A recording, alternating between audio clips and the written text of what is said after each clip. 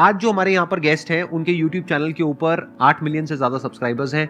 ये दो को फाउंडर्स हैं इस कंपनी के, एक है जो टीचर हैं जो पढ़ाते हैं और एक है जो बैकएंड पे सारे ऑपरेशन संभालते हैं। उनको आज से पहले आपने कभी नहीं देखा होगा स्टेज पे। So please give an energetic and warm welcome to the founder of Exampur.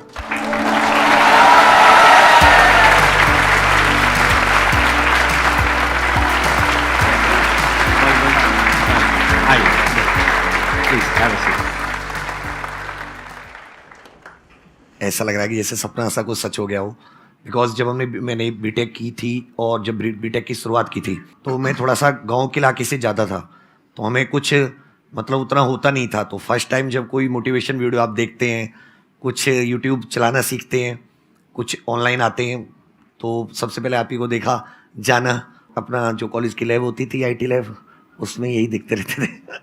वो एक ऑरा वाली फीलिंग आती है ना कि ऐसा हो जाए तो मजा आ जाएगा। तो लेकिन जब जैसे जैसे हम लोग आगे बढ़ते गए जर्नी में, चीजें देखी कि कैसे होती हैं, काफी कुछ इंस्पिरेशन भी मिलती रही उस साइड से, आपकी तरफ से। आज तो आप बहुत अच्छा कर रहे हैं, आई मस्ट से दैट, क्योंकि मैंने थोड़ा रिसर्च किया आपकी कंपनी के ऊपर। आज आई थिंक आपकी कंपनी में 600 से ज्यादा एम्प्लॉइज हैं, if I am not wrong. Yes.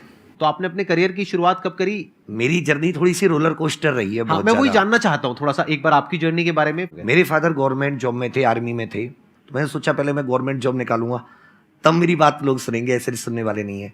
Then फिर अदर जॉब्स के लिए ट्राई किया, तो बहुत बार कुछ नंबरों से रही, कुछ इंटरव्यू से निकले, 13 SSB दी, मतलब सब कुछ किया, तो अंत में फिर एक जॉब निकली।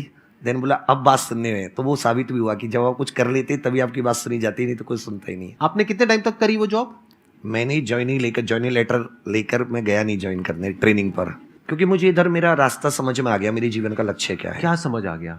कि मुझे मतलब जो मैं कर रहा हूँ, जिसमें मैं अच्छा हूँ, जो मुझे टीचिंग मतलब मेरा खून में, ऐसा समझिए कि मुझे दुनिया की सारी टेंशन मैं बोर्ड पे जाके भूल जाता हूँ, तो मुझे यही करना है, इसी में आगे, इसमें सोसाइटी को भी मैं काफ़ी लाभ पहुँचा पा रहा हूँ, तो मुझे एग्जिस्टेंस इसमें मिल रही है।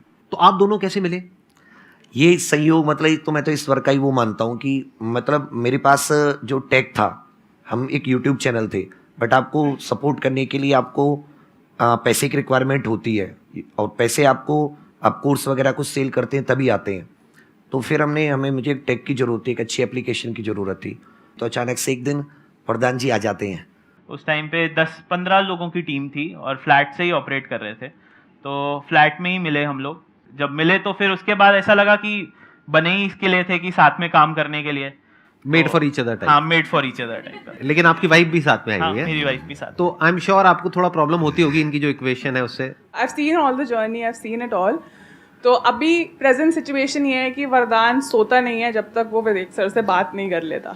अच्छा। मतलब ये अपडेट रात को जब तक इनकी 1 घंटे की कॉल नहीं होती, like my time is gone, पर 1 घंटे जब तक वरदान सारे दिन का अपडेट, एंड वो सिर्फ काम से रिलेटेड नहीं है। आई मीन देयर जैसे बेस्ट फ्रेंड्स होते हैं ना, वैसे इन लोग की इक्वेशन है, and they built it themselves. तो आप इनका ब्रेकअप करवाने के बारे में कभी सोचा? मैं विवेक सर को पुश कर रही हूँ कि वो शादी कर ले। हाँ, यही एक सॉल्यूशन है, प्रैक्टिकल सॉल्यूशन तो यही है। यहाँ पे एक बहुत बड़ी चीज सीखने वाली है कि कोई भी बिजनेस को बड़ा करने के लिए, if you want to really do something big in life, you need somebody जिनके साथ में आपकी एक अच्छी इक्वेशन हो, जिन पर आप ट्रस्ट कर सको, और जिस तरीके से बता रहे हैं कि जिनसे आप डेली रात को 1 घंटा बात कर सको शादी के बाद भी। बहुत बार ऐसा होता है कि काफी सारे लोग हो गए हैं साथ में काम करने के लिए, तो ऐसा नहीं होना चाहिए कि कभी कुछ उधर से कुछ और चीज हो रही है और हम लोग मैं कुछ और बोल रहा हूँ। और आई एम श्योर टीम में भी ऐसा बहुत होता है, लोग आपस में लड़वाने की कोशिश करते हैं। मैं इसमें अपना एक पॉइंट रखना चाहूंगा कि पहले जैसे हमारी फैमिली में किसी ने कभी कोई बिजनेस किया ही नहीं, कभी कुछ छोटे मोटे किए तो उनमें आपस में भाइयों में ही झगड़े हो गए। मतलब कोई अगर फैमिली में कोई ऐसे है कि बिजनेस किया तो आपस में झगड़ा हो गया उनका, तो पार्टनरशिप को ऐसा बना रखा था यार कुछ भी करो पार्टनरशिप में कोई काम स्टार्ट मत करो। बट मेरी भी वही थिंकिंग थी, कुछ भी करो पार्टनरशिप में मत स्टार्ट करो।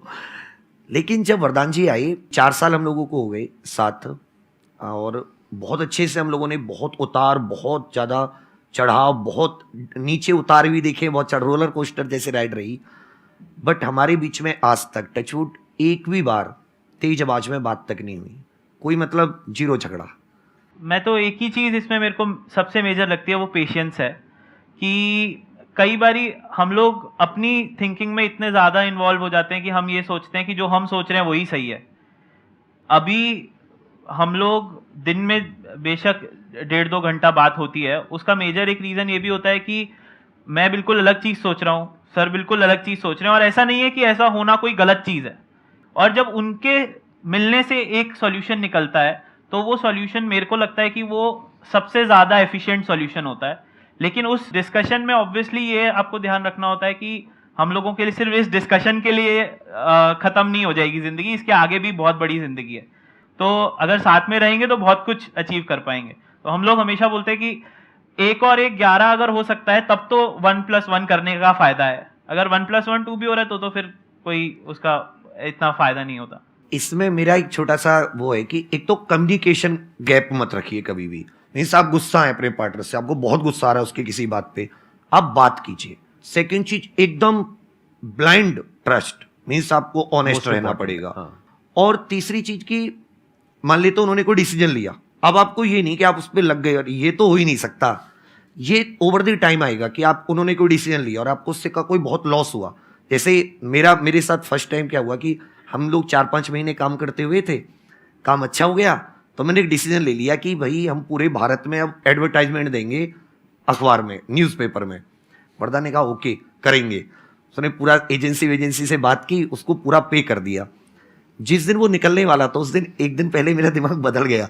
मैंने अरे ये तो घाटे की चीज़ है, तो सही नहीं, अभी हम लोग इतने बड़े नहीं हुए कि हम लोग इतना फैल जाएं, मैनेज कैसे हुआ, नेगेटिविटी आएगी अगर मैनेज नहीं हो पाया। मैंने कहा यार इसको रोको, बोले पैसे तो चले गए। तो वहां पे झगड़ा हो सकता था, वहां पे वरदान कहता आपने इतना पैसे का लॉस करा दिया, उसने सपोर्ट किया। मीन्स तो उससे मुझे थोड़ा सा और मिला और अच्छा कॉन्फिडेंस आया। मेरा यहाँ पे ना एक क्वेश्चन है आप दोनों से कि जैसे यूजुअली क्या होता है बिजनेस में, जैसे 2 को फाउंडर्स होते हैं तो एक होता है जो बहुत ही ऑप्टिमिस्टिक होता है और दूसरा उसको थोड़ा सा रोकता है, लगाम लगाता है। तो आप में से कौन वो रोल प्ले करता है? हंस रहे हो, आपकी हंसी बहुत कुछ कह रही है। वैसे सर बहुत ज़्यादा ग्रोथ ओरिएंटेड हैं। पहले मैं शायद थोड़ा ज़्यादा रोकता था, लेकिन अब वो धीरे धीरे मैं अब वो भी करना बंद कर दिया। क्योंकि मैं एक छोटी सी स्टोरी बताता हूँ कि जिस टाइम पे हम लोग का एक चैनल, जो मेन चैनल है जिसके अभी करीब 8.5-9 मिलियन सब्सक्राइबर्स हैं, हम लोगों ने डिसाइड किया हम एक और चैनल स्टार्ट करेंगे। ये सर का डिसीजन था कि हम एक और स्टार्ट करेंगे। हमें मेन चैनल काफ़ी अच्छा सब कुछ कर रहा था और लिटरली हमने स्टार्ट किए हुए तब 3 महीने हुए थे। तो मेरे को ये था कि क्या करना है यार, सब तो अच्छा है, क्यों। तो सर ने बोला नहीं, हम लोग ना डिफेंस में आएंगे, हम डिफेंस के स्टूडेंट्स को भी पढ़ाना शुरू करेंगे। तो ये भी एक मूव बहुत स्ट्रांग था कि हमें एक और चैनल खोलना है जहाँ पे 0 सब्सक्राइबर बेस से हम दोबारा से शुरू करेंगे, जहाँ हमें कोई जानता नहीं होगा। अब वो चैनल भी अब करीब 1.3 मिलियन का हो गया है। तो उस टाइम पे वो सोचना कि अब हम डिफेंस के स्टूडेंट्स को भी पढ़ाना शुरू करेंगे, और वही है रीजन कि आज हम लोग ऑलमोस्ट 26 चैनल्स में डाइवर्सिफाई कर चुके हैं। और टोटल आपके कितने सब्सक्राइबर्स हैं अगर सारे चैनल्स को मिला लिया जाए तो? करीब अभी 16 मिलियन सब्सक्राइबर्स हैं। 16 मिलियन सब्सक्राइबर्स हैं यूट्यूब पे। First of all very thank you sir कि यहाँ पे मुझे बहुत कुछ सीखने के लिए मिला है। और मेरा क्वेश्चन सर से ये है कि सर जब आप अपनी इनिशियल स्टेजेस पे थे जस्ट टीचिंग के, तो जैसे कि आप खुद भी पढ़ रहे थे और किसी एग्ज़ाम की प्रिपरेशन भी कर रहे थे, तो बहुत सारे ऐसे बच्चे, जैसे मैं भी हूँ, मैं पढ़ाती भी हूँ और मैं कुछ कॉम्पिटिटिव एग्ज़ाम की प्रिपरेशन भी कर रही हूँ। तो कई बार क्या होता है कि हम एक बार में क्लियर नहीं करते उस चीज़ को, हमें 1-2 मतलब बहुत सारे अटैम्प्ट देने पड़ते हैं। तो उस टाइम में माइंड में एक थॉट चलता है कि हम तो इतनी बार फेल हो गए हैं, क्या पता हम अपने स्टूडेंट्स को उतना अच्छा दे पा रहे हैं कि नहीं। तो इस डीमोटिवेशन से कैसे खुद को टैकल करें?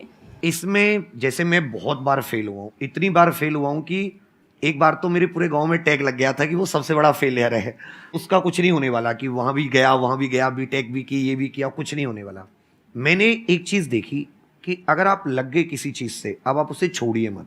2007 से मैंने गवर्नमेंट एग्जाम्स के फॉर्म फिल करने शुरू किए, 10 क्लियर होने वाली थी तब से। जब मैं 25 ईयर्स का हो गया तब जाके मतलब मेरी बीटेक हो गई, बीटेक होने को भी 3 साल हो गए, तब जाके मुझे मिली, लेकिन रैंक मिली। तो मैंने कभी जो अपना फेलियर था उसका सर स्टूडेंट पे नहीं आने दिया।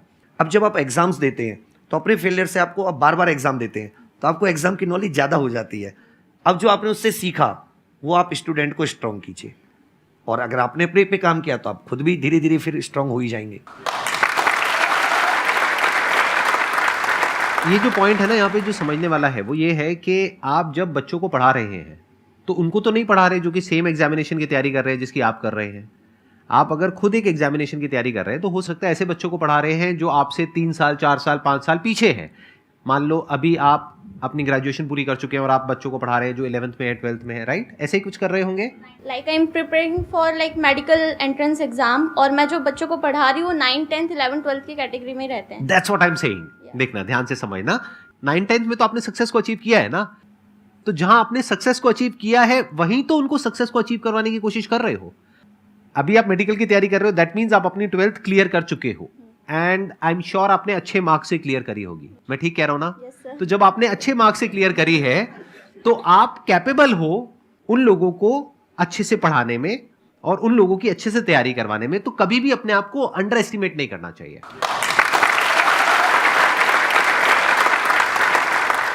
अच्छा, मैं थोड़ा सा जानना चाहूंगा आपके लाइफस्टाइल के बारे में कि आज आप लोगों का लाइफस्टाइल कैसा है, क्योंकि इसमें मुझे बड़ा इंटरेस्ट आता है। क्योंकि यहाँ पर कुछ गेस्ट आते हैं जिनके पास पैसा कम होता है लेकिन लाइफस्टाइल बड़ा भयानक होता है उनका, और कुछ ऐसे गेस्ट आते हैं जिनके पास पैसा बहुत होता है लेकिन लाइफस्टाइल बहुत ही नॉर्मल होता है। तो आप किस कैटेगरी में है? मेरा सेकंड वाली कैटेगरी है। मीन्स आराम से मस्त रहिए, ज्यादा चीजें खट्टी नहीं है मेरे पास। मैं ज्यादा ये वो ये भी मतलब गाड़ी फेरारी बंगला, वगैरह वो सब नहीं है कुछ आपके नहीं। पास में? अपना बस स्कॉर्पियो खरीदी, उसके अलावा कोई बड़ी ऐसा कुछ नहीं। तो अपना ऐसा है कि पहनने के लिए टी शर्ट अपनी जो पढ़ाते उसी में है, और फिर 4-5 घंटे क्लासेस होती है तो बहुत ही उसी के अनुसार अपने आप ढल गए। बोला जाना कहीं है नहीं, संडे को भी क्लासेस, सैटरडे भी क्लासेस, करना कुछ है नहीं तो क्यों ही फालतू का सब कुछ जोड़ा, फिर उसको साफ करते रहो, फिर उसको मैनेज करते रहो। और अभी भी आप खुद क्लासेस कंडक्ट करते हो? हाँ, मेरी इस 4-5 लेवल पे आने के घंटे बाद भी रेगुलर। डेली आप 4-5 घंटे क्लासेस कंडक्ट करते हो खुद? यस। बट कैसे टाइम निकाल पाते हो? क्योंकि एक है 600 लोगों की टीम को मैनेज करना और प्लस क्लासेस भी कंडक्ट करना। वरदान जी है इसलिए। अच्छा, इसलिए आपको वरदान मिला है।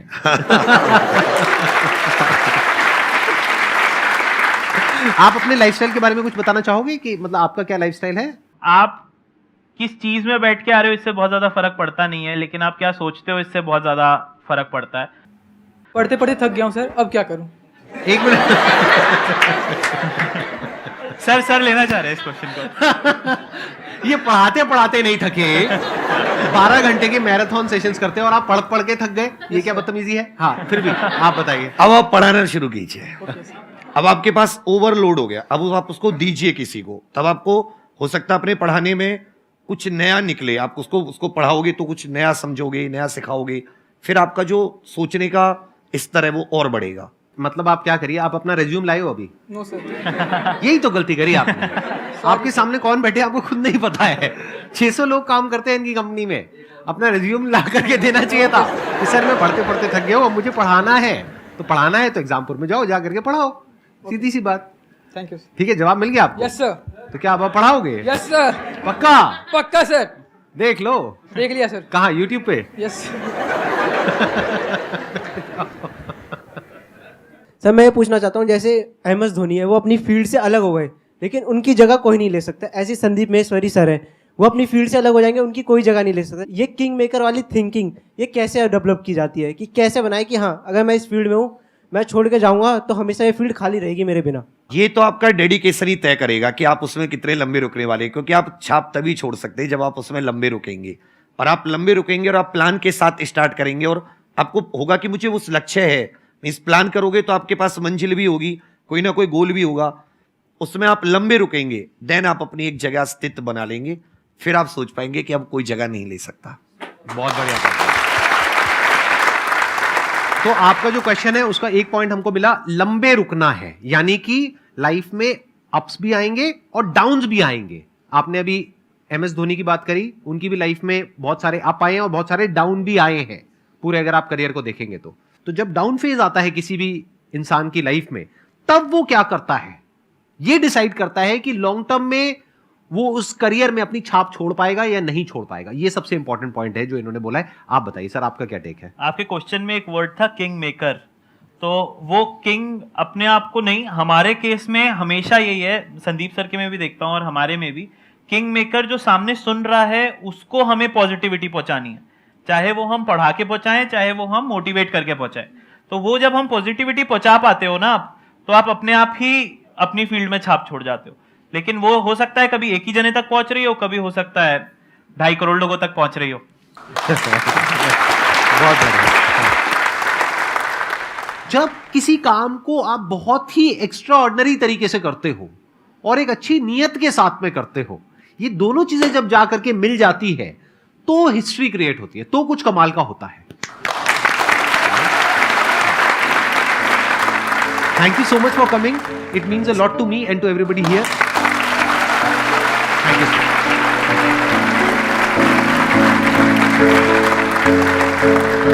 you.